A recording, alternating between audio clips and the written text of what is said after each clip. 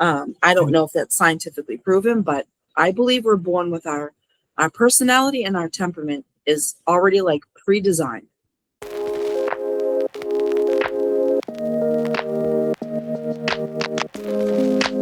It got to the, like, I was asking myself all of those deeper questions, right? And then finally I got to the question of, well, why do you feel like you don't have enough time? Right? Because somewhere along the line, it was always like, well, I feel like I can't break because I never have enough time. Right? Yeah. Because I was listening to my nervous system. You know, my nervous system's like, hey, lady, you're kind of tired. You know, it was a very busy weekend. Not to mention, it's cold outside. I did spend some time outside. You know, we played in the snow, and that takes some some wear and tear on my nervous system. You know, it takes me a little bit to bounce back from that. I know that about my body, right? But it's like, well, I still feel like I don't have enough time. And it's like, well, wait a second. So, like, that root question for me was, why do I feel like I never have enough time in my day for what I want to do? Good question. Right? And I'm still like finding some answers to that. But what really shocked me was, well, it didn't really shock me. I knew I was holding on to some of those like expectations, right? Like, I'm not holding on to those old roles or identities. You know, I don't feel like I have to show up here when I don't, you know, like nothing like that. Like, I don't feel like I'm performing or anything. But like, I'm still finding myself like holding on to those older expectations of some of the same roles that I play, right? Like being a spouse or being a mom or being a business owner, you know, and stuff like that. And it's like, why the fuck? Why? You know, why do I feel like this has to be on somebody else's time when it's my time, right? So like, I don't know, like that was just kind of the only thing that was popping up for me. It also popped up for me today, to the point where I'm like jotting stuff down for content, like written content, but I'm happy to jam on that too, Colleen. I'm sure that you have some pieces about that too, or pieces of on time, especially. Pieces of feeling like you don't have enough time. Yeah. Well, what comes up for me is, one, you know, you had said you find yourself avoiding, essentially, which is scrolling or, you know, doing anything other than what it is that you want to do. Right. So one of my questions would be, are you allowing yourself enough time to do what you want to do? Or, and this is in general for people, you know, not directed, you know, specifically at you, but directed specifically at you. Oftentimes people don't allow themselves to do something for themselves because they don't feel worthy of allowing themselves to do something for themselves. So, and that goes back to like, how do we protect our energy and have good boundaries, not only with ourselves and with other people? And that's a tricky balance to find. So, and there's many layers to that. So if you don't feel, as a human being, if you don't feel worthy to do something for yourself, that's an unpacking that really needs to be addressed, right? Because that has some deep roots. Two, if you don't have good boundaries with other people, then you're typically overextending yourself to do things for other people, to show up emotionally for other people, to show up physically for other people, which in turn is you distracting from you doing things for yourself because you don't feel worthy. And a lot of people who don't feel worthy doing things for other people because it's not for themselves. So it's like you get stuck in this vicious cycle, right? Like if your husband wanted vegetable casserole for dinner and all you had in the house was meat, you'd be like, all right, I got to go to the food store and I got to pick up everything that you want so I can make this for you. But if your doctor said you really need to get 6 servings of vegetables in your diet every single day, chances are you're not going to do that because vegetables are going to be too expensive, takes too much time to cut them up. You don't really like blah, blah, blah, blah, blah, right? You're going to come up with all of these excuses. But showing up for someone else is very easy for us to do as people. Mm-hmm. So, did I touch upon everything I wanted to touch upon? And typically, people that feel pressured for time, it's because you're giving your time away. But also, too, realistically taking a look at your day and being like, okay, what is it? What do I have to get done for us to function in life? What needs to get done? What adult hat do I need to have on? And how many pieces does that mean? Like vacuuming, feeding the animals, doing the dishes, cooking, like cleaning, like all of that stupid shit we need to do as adults, right? That really gets in the way of enjoying life. How much of that is realistic? Because I doubt any one person spends 5 or 6 hours a day doing all that stuff. Like I cook from scratch. I keep a clean house. I as an adult do all those things. And I know in one given day, it's not taking me more than an hour to do that stuff. Yes. When on days that I cook dinner, am I consumed with having to cook dinner? Sure. But is it taking me 3 hours to cook dinner? Hell no. I'm not a chef. I'm cooking something that's like cut up, chop, put it in a pan, let's go bake it, right? Or sizzle it or whatever it might be.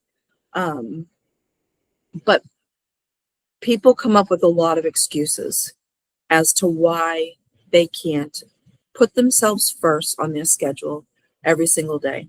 And then all of that stuff becomes a problem. I don't have enough time. And it usually comes down to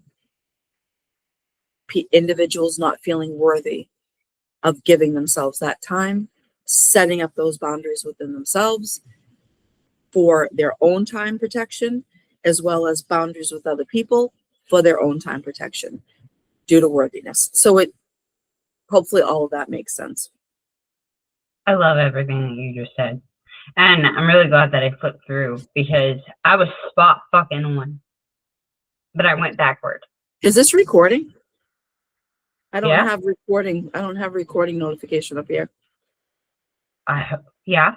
It says it on my end. Okay. It just doesn't show on my end. I just wanted to make sure that you were recording it because I know, to upload it.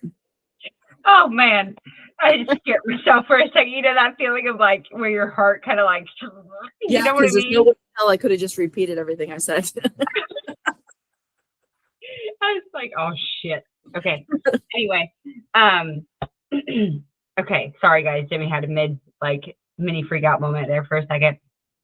No, I was like, cause fucking spot right on, right? But I kind of went backward. So for those of you that are watching this too, like when you get to that point where you're like, I'm not afraid of anything.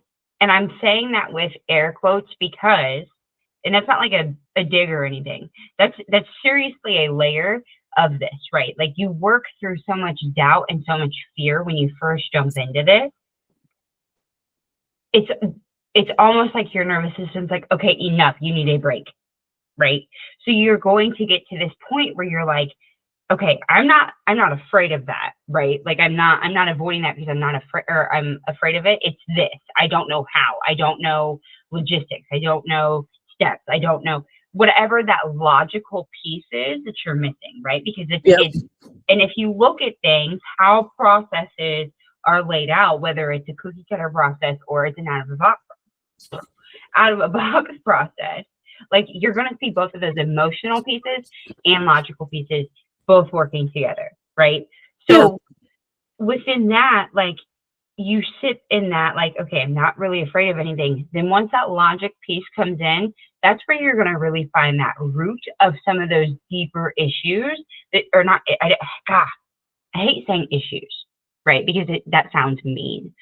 Those deeper obstacles, that's a better word. Because that's all they are, right? Like they just require work to remove. That's it, right? but you're going to hit those deeper like obstacles that you are facing that you really don't know, right? So upon this, like I was avoiding it for a deeper fear, and I'm really kind of like I'm smiling because someone had said this to me either last week or the week before, and I was like, no, I'm not afraid of this. I'm afraid of staying stuck in this, you know, like that's what I'm afraid of because I couldn't find that logical piece, right? Well, Yeah. I had that logical piece, and now I'm like, oh fuck, maybe I am afraid of this because I really do want it to work, and I'm afraid to give it a try because what if it doesn't, right? So like that's one of those things, and then like Colleen said, like you're avoiding it, right? So that was one of the biggest pieces. But like I love the fact how you started with the worth, right? And then the boundaries, because that's exactly what it is, right? That's the first tip of it. A lot of this, like the first layer of fear and doubt, is because of what other people have influenced and where you're connected at.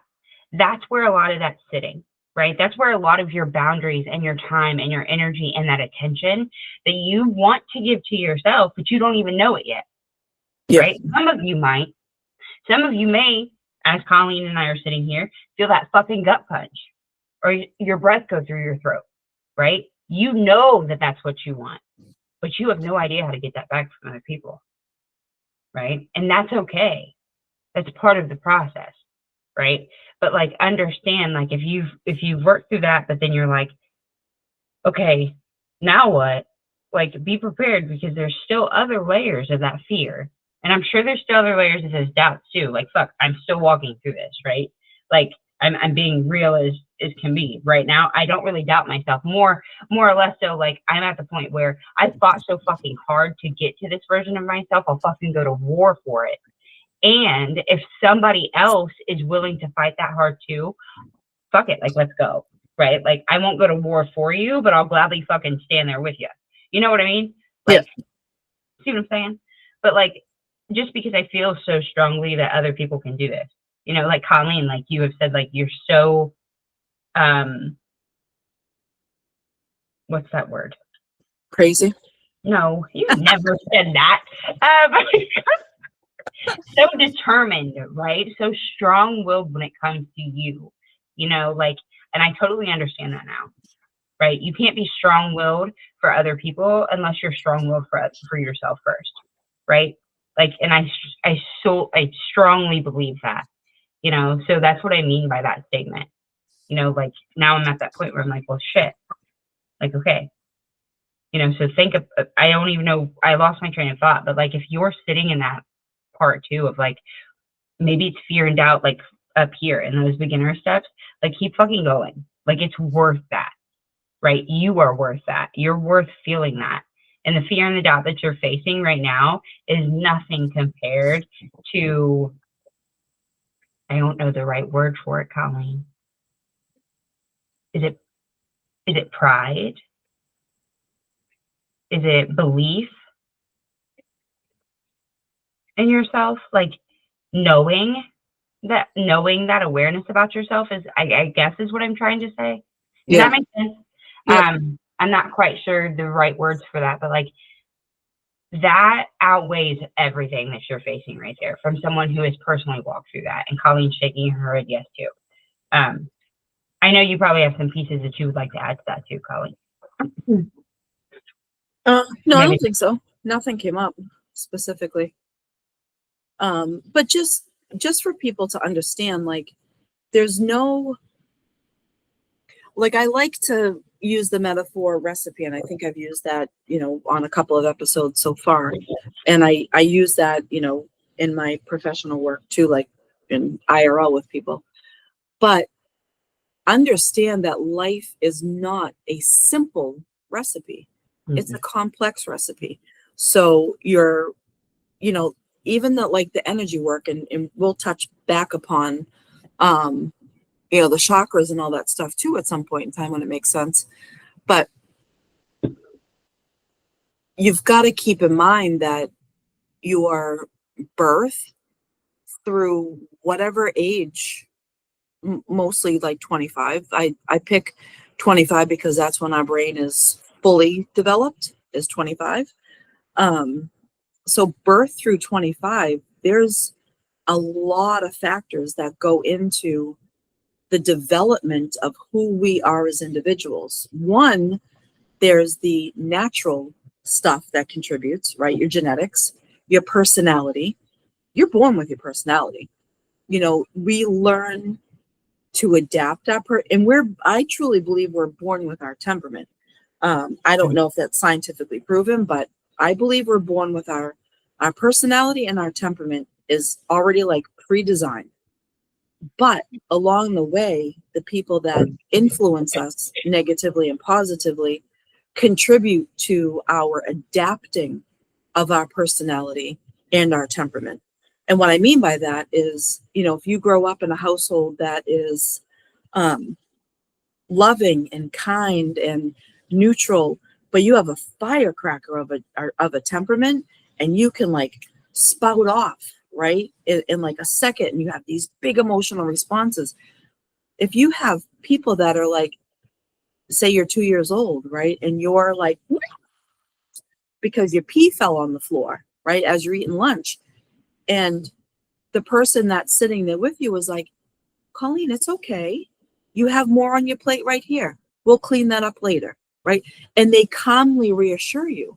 So then you learn that but you learn in a healthy way, that you don't have to have these big emotional responses.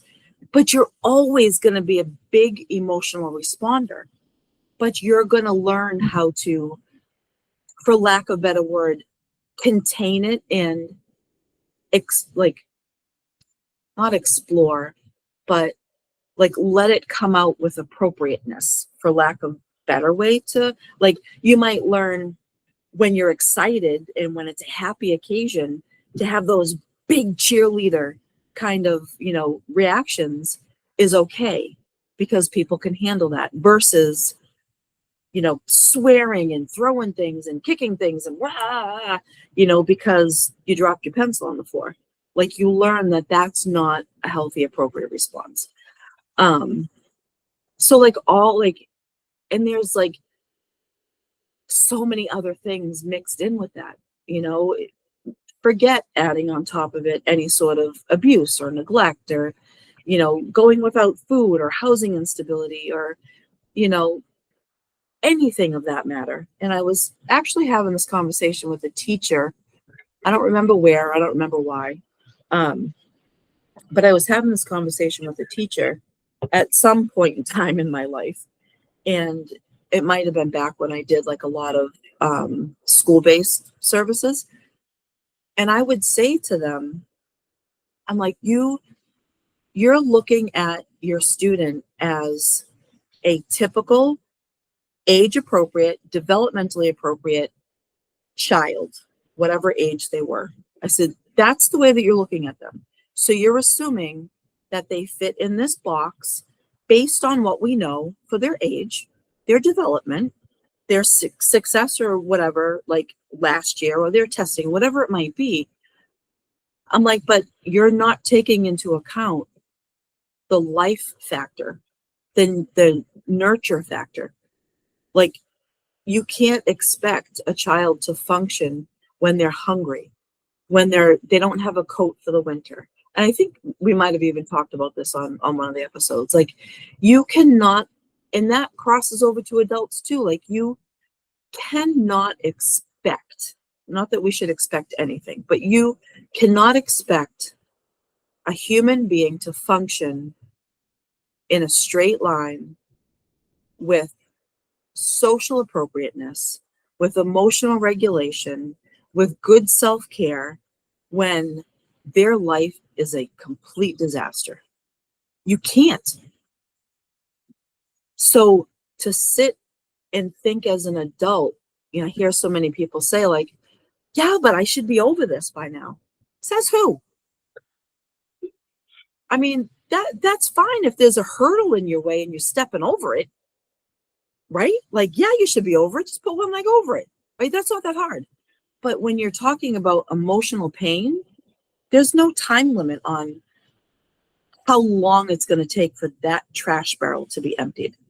And that's the hard work that a lot of people avoid by scrolling on TikTok or calling a friend, and it doesn't even have to be like unhealthy things they're doing. They're like, oh, I just got to clean. I got to clean the bathroom. No, you don't. Sit your ass down and feel what you're feeling. Nobody is licking your toilet bowl today. Sit down, feel what you're feeling, understand why you're feeling that way, what happened externally that is causing this internal chaos, upset, turmoil, like whatever it might be. What's going on, right? There's my alarm for my medication. So it's like so complex. It's so complex, but the recipe is very simple. Sit with how you're feeling. Pay attention to your thoughts. Pay attention to your external world. What are you doing? What are you not doing? How many slices have you splintered your life into? For the most part, we can only do 8. And figure that out. If you can slice your life into 8 slices, get a round paper plate, slice it into 8 slices, and figure out, like, what does your life look like? If you have 16 slices, that's the problem. But why do you have 16 slices? Why you overextend yourself? So our individual recipes are very complex, but the recipe to have self-care, self-boundaries, boundaries with other people, protection of your time is quite simple. Not saying it's simple to do or easy to do, but it is quite simple. In my opinion, there's 40 million probably different books, different ideas, right? But here's my take on those. They all say the same goddamn thing. They just use different words. And that is my frustration with self-help books, psychology books, like the whole new labels. People, they're the same thing. They're just repackaging it. If I give you a thing of marshmallows to make s'mores, but I called them white clouds, they're still marshmallows. If I call them mouth melties, they're still marshmallows. The original thing is still marshmallows. I don't care what you call them. They're marshmallows. So I don't care what you call trauma work. I don't care what you call techniques. I don't care what you call labels. I don't care. Like, it's all still the same basic thing.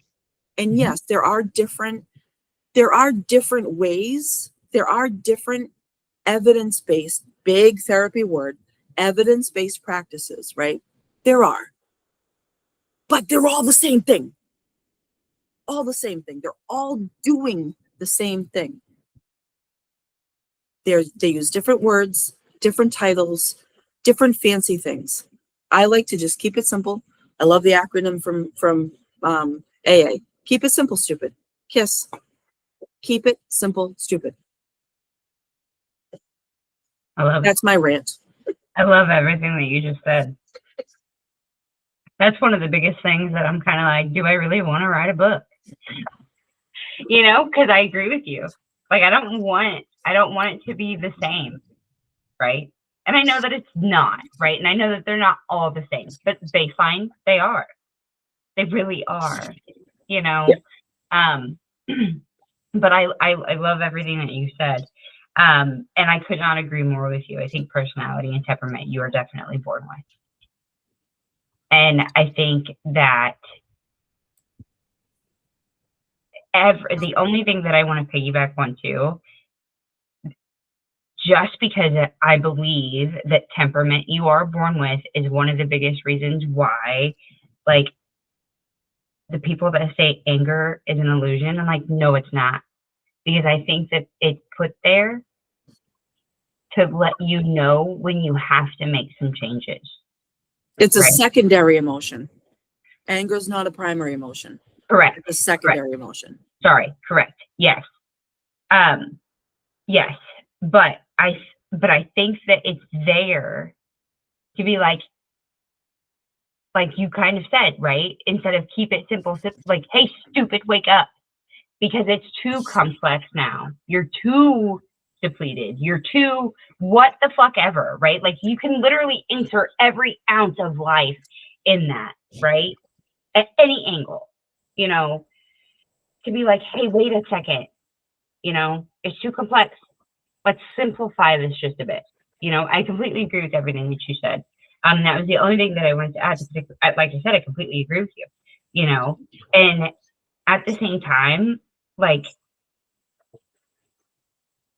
I can't stand, that's part of the issue, right? Like, because Colleen, you and I were talking about this, you were like, yeah, it's the same thing. And I'm like, well, wait a second.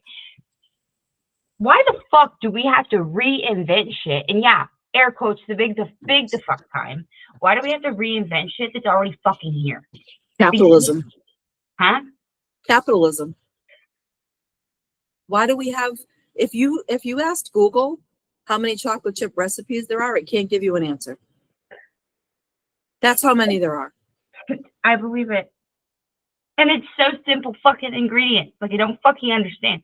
Like, and that's my problem, because like part of me gets so fucking frustrated with that, because it's like, this is so simple, but yet we confuse the fuck out of it, right? Like how I kind of said a couple episodes ago, I was like, I kind of want to like unwoo this, but you're like, no, keep it that way. But I'm like, wait a second, like I don't want to like unwoo it, but like I don't want to clutter it and modify it with other language that people can't understand. You know what I mean? And Yeah. for me, it was always breaking it down with, okay, well, what's this mean in my body? What's this mean in my head? What's this mean here? How's this mean here? What does this show up in my life? See what I'm saying? So like that's kind of like where I want to go, or that's what I was kind of meaning with that statement, and you just solidified it. Because it's so fucking muddied up. Because we always think that we have to one up something better to make it sound fucking cooler so it fucking sells, and it's bullshit. Like, if we would just knock it down, and I don't even, like, I feel like I'm just like this, I need people to understand, like, I know that I'm sitting up and I feel like I'm about to grab my soapbox, but like, I know that I'm this big in this world, right? Like, I know I'm this big. But it's like, you mean physically this big? Demi's like a pocket-sized person. She's like 4 feet tall. That's what she means by she's that big. She's like half a human. She's like a hobbit. She's small. I'm actually 5'2". I feel like I've shrunk. So it's okay. I am 4 foot to some people. I'll tell you what. Like some people, I'm like, how the hell did you get up there? But anyway, and some of those people we've met in person, I'm like, whoa. Anyway, short people problems. Anyway, but no, like, and like, I know my ball of energy that lives in this 4 foot fucking vessel is massive, right? Like, and I know that, and I'm not like self-sabotaging, and I don't want any of you to self-sabotage yourselves on that either, right? But like, how do we fucking shift that? Because I feel like that's what holds so many people back. I feel Shifting like what? How do we clarify that? How do we shift what? So like you said, like I said, why do we have to keep one-upping it, right? Like why do we have to keep changing it, right? And you're like, capitalism. And I understand it, right? I'm an entrepreneur. You know, I haven't built the business that I've built. I haven't done the shit with the people that I have, you know, not to learn that. But there's got to be a way to shift this to where we stop fucking doing this. We don't need new trends. We need truth. We don't need fucking personas. We need fucking personality, right? We don't need more bodies. We need more awake souls. And I hate to say it that way, but it's the truth. You know what I mean? So it's like, how do we fucking shift that? Right. And for those of you that don't know, I'm just going to go ahead and say this, like, this is part of why I've created Unfiltered You. This is why Colleen and I have created Raw Energy, you know, because it's just, I don't know, like, I don't know if this is part of my awakening process. And I say that because I know that that's a very muddied up term, you know, but like, it is what it is. You know, you wake up to this point, you're like, holy shit.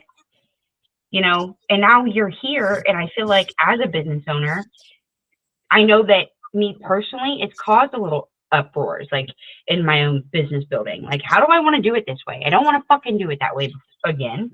You know, I don't want it to be this way.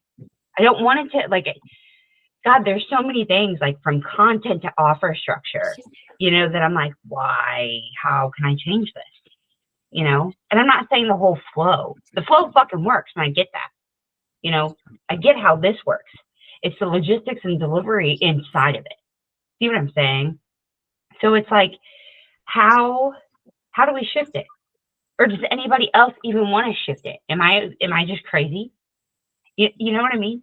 Well, yeah, and that's where, you know, meeting people where they're at is the motto of social work, which is what I am. You know, I definitely was created in the creation of life. I was created to be a social. I was created, truly believe that, to do what I do, because it, you know, I'm passionate about it. It comes, you know, so naturally. I'm not saying I'm the best of anything, but it comes so naturally to me. And, you know, I know my strengths as a therapist, and I know what are not my strengths. I know who is a good fit for me to work with. And I know people that are looking for, you know, a super duper polished heels, pantsuit, blazer, makeup, you know what I mean? Like, type of therapist, you forgot, you come in the wrong door, because I wear the same outfit every single day. My shirt's a different color. Right now I have on slippers. I take off my shoes. In the summer, I'm barefoot. I'm going to let you in barefoot.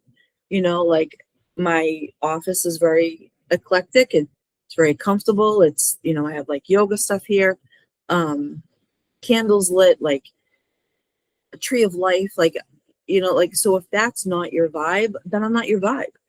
And that's fine. And I think you can look at life that way, especially like relationships and friendships and stuff.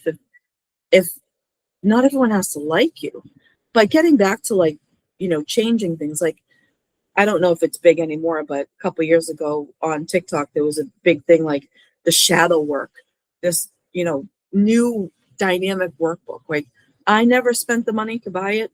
I know some people that did, and I walked through it with them. It's trauma. It's working through trauma, right? Yep. But because it's called shadow work, it gets rid of that therapy feel, and you're just addressing the shadows in your life, right? Well, it's trauma work. It's emptying that emotional trash can, you know, which is all it is. But somebody came up with some sort of creative way to market it, to make it appear that it's like revolutionary. And I don't know how good it is. I don't know, you know what I mean? I don't have it. I haven't gone through it. Again, I know someone that did buy it. They're like, this is exactly what we've been doing. It's trauma work. Like, I'm releasing trauma. I said, that's kind of what I suspected, but there will never be, people will never stop recycling, repackaging, relabeling. It's always going to be a thing, right? And everything is based on the original founders of whatever, the original people who, I don't know who they are, I don't remember their names, but Carl Jung is just one that I can remember. But like the original founding people that put labels and pathways and highway, like, and explained stuff for the first time that it was ever explained. Everything is built off of them. I don't think there's anything that's like, oh, that's a new breakthrough. We found a part of the brain that we never knew existed. No, we didn't. This isn't the deep sea. Love it. This isn't the deep sea, Colleen. I'm sorry. I'm sorry. I laugh because of like the spiritual piece behind the sea with that. I'm sorry. It just, I hope you get that. But it just hit me, and I'm like, that's perfect. Yeah. No, you're exactly right. The only fucking thing that's changed is the fact that we now have microscopes or some type of utensil that people can actually see Yep. What is happening? We can scientifically prove brain plasticity. Is that the right term? I don't The know. thing that you can actually fucking change the way you think, right? We have proven that. That's the only fucking thing other than from what they said. Yeah, we know there's different centers in the brain. Yep. And we know what those different centers do and control in our body with emotional regulation, like conscious, like, and all that stuff. We know that based on, testing that we can do. Absolutely. Right. Scientific testing. Yep. Absolutely. So that stuff is new, right? Mm-hmm. Like they theorized based on following people, talking to people, observing behaviors, like whatever. So then it was scientifically backed by testing. So those two things are revolutionary, right? Like those two things are original or whatever. But in science and non-science they go hand in hand. But yeah. I mean, I totally get it. I don't know. Am I weird? Because it bothers me that we do this. Like, am I weird? Like, and I'm not like shitting on like evolving and changing. I will never ever shit on that, right? But like this whole like package and polish, like what you said, right? Package, polish, resell, right? Is that what you said? I think that's what you said. But like, why? Like, doesn't that get old? Like, as a consumer, that gets old for me. Like, fuck, Colleen, we've talked about this multiple times. I think we've talked about this multiple times on the podcast. Like, we are out of the box, yes, but like, I look for people that don't like fucking muddy this shit up. Like, I actually want that, like, I want that piece in my brain that's like discernment, my discernment radar, to be like, hey, this person knows what they're fucking talking about. See what I'm saying? Like, you can feel it. There's a shift in that. And it's like, wouldn't more people want that? But then again, I have to look at, there's so many of us here, right? And there's so many of us walking through different pieces of their lives. Some people are ready. Some people aren't. Some people are still in avoidance. Some people are working through it. Some people have life stuff happen and pauses and take a breath, all of those things, right? Like, and I have to understand that. But at the same time, it's like, there's got to be a point. Or am I just crazy? I don't know. Well, I think it's hard because not everybody has the same opportunities in life. So I think, for us to expect that everybody is going to walk down the same street, I don't think is realistic. Like there are still people that live very primitively and, only wear clothing that covers their genitalia. Like, you know what I mean? Like they've never seen a cell phone. They don't know what a car looks like. Like they live very, very, very simple, hard life, but simple life. So, we can't expect the same from them. There are still people that live in horrendous things and atrocities and things. I mean, I won't repeat it on here, but, there's been a series of like documentaries that I've seen where horrible things are done to people once they're married. And it's like, why do people still feel like it's okay to brutalize another human being? Like, what is it about? Like, I understand and respect that it's their culture and it's the way that they grew up and it's the way that they've been doing it forever. I accept that, but I will never understand, regardless of what label you put on it, why one human being feels that it's okay to brutalize and torture another human being. There's nothing that you can ever say that will help me understand why human beings think that that's okay.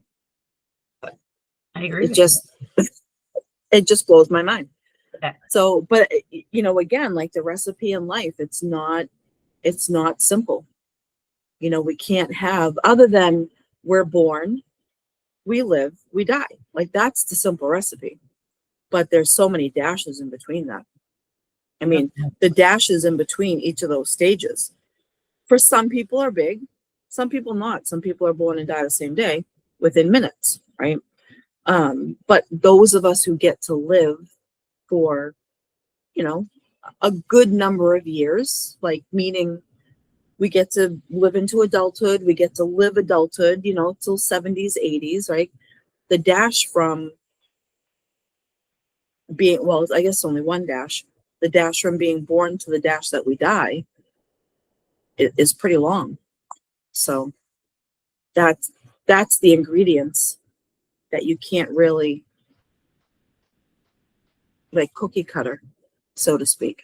You're very true. You're very right. You're very right. And like I feel kind of bad now because I'm like, Well, I feel no, don't feel like bad.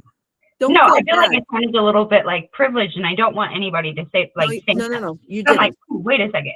Like I didn't think that because I think that we might be watching the same documentary because I'm at the same level that you are. I'm like, how the fuck? Like what? Like and I just that is I get it. Like and I will respect other cultures by all means. Like I'm not a dick, right? But at the same time, like I can't fathom. Like I don't think if I was put there, I don't think I could. Does that make sense? Like so But you probably would, because from yeah. birth you were trained that this is how we do it, Yep, if I right? had that And if same you mind. don't have any outside influence to think that there's any other way to potentially live, you might not. Like I don't know like what the percentage of people that run away from those situations is, but no, you didn't sound in any way other than the journey that you have worked on yourself, and you see how healing it has been, and you see how positive it has been for you, for your friends, for your loved one, for your families. Like you see, and that's what you want for others. That's the message that I heard you say. Okay, So good. don't twist it into a negative way. I Okay, was good. just saying we can't expect that for everyone because of the dash. You're right. You're right. Yeah. That's what I meant. Absolutely. Absolutely. And thank you for thank you for saying that. Cause I'm like, well, wait a second. Cause, and that's just a little piece of like trauma too, right? The past stuff that has come up for me that you guys just got to see, you know, cause that is a very fine line that I have walked, right? Like I never ever want to say that I would do something because you can never know, right? It's very true that saying of like, you're not going to know unless you're there, right? Yep. And like some of that, I mean, the outside cultures, I mean, some of us, we would never know, right? Unless we wake up one day and we're this tiny little infant and we're there, you know? And we're still not going to know that day. We're going to have to give it 10 years, you know, 15 years, 20 years, whatever it's going to take, you know? Like, and in that moment, like, and I think that's what's so deep about like this conversation and what Colleen, what you just said, right? Is like, I remember coming from that place of like, well, what the fuck is even the point? Yeah. Right. What the fuck's the point? You know, I felt that about myself, you know, to coming to this point. And it's like, and to me, like, this is just me, right? Like, I don't judge. I don't have any room to judge because I've done shit. I've been in sticky situations that I've done shit and I'm not proud of, right? But I've worked through that. You know, I've held myself accountable. I've let myself feel that shit. I've known how to work through some of that, right? Like, and even then, like, I still feel like we're worth that, you know? Like, Yeah. we have to understand that, like, we're not the judge, jury, and executioner. We're not. you know. But if we don't like what's happening, 9 times out of 10, like that's a trigger for you, you know. And I know we've said it multiple times, right? Make sure that what you're feeling in here isn't something internal. Make sure that it's not like an internal trigger that was set off because of an external, right? Because you can't change anything externally if you're the one doing stuff internally too. You know what I'm saying? Like that was like a huge thing for me too, with Colleen, with what you were saying too. It's like, fuck, like you're right, you know, like, and if we are watching the same shit or the same or if we've seen the same documentary, I remember looking at my husband and I'm like, he says, I honestly don't know if I'd get married. He was like, and he's like, I honestly, and like hearing him as a man, he says, I don't know. He says, I don't know if I could get married. That's a heavy expectation. But you would, because you were raised that this is how we do things. Exactly. But like it was kind of cool to see that like perspective from him, you know, because in that it was all the other, you know, it was all male, you know, so it was just like, you know, like it kind of shifted something for me. I'm like, oh, cool. Like, I'm glad that you see that, you know, like, I'm glad that you're not, you know, he's like, I wouldn't get married. What's the point? Like, how is that a happy marriage? But like you said, you know, everybody's line is different. Everybody's line's a different length, you know, think about it. Really is, you know, and I think that's why it's so important to, one, do the work, but not spend every waking minute in that process either, right? Like you have to live in the moment or else you're missing experiences, you know. Can't stay focused on what you should have or could have or would have done, you know. Learn from that shit and then imply it now, right? There's actually an incredible poem. It's called The Dash.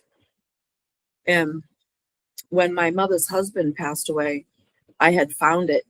Because I did his eulogy. So I didn't really have anything I could create to say, but I knew I had to deliver the eulogy. So I went looking for, you know, things to say. And I came across this poem called The Dash, and it is just incredible. It's an incredible poem. And so I had every single person in the services, every single person was crying as I was doing my eulogy. And afterwards, my godfather, who is sadly no longer part of my life, he had asked me after I delivered that if I would do his eulogy or be one of the people that did his eulogy when he died and read that poem, you know, for him.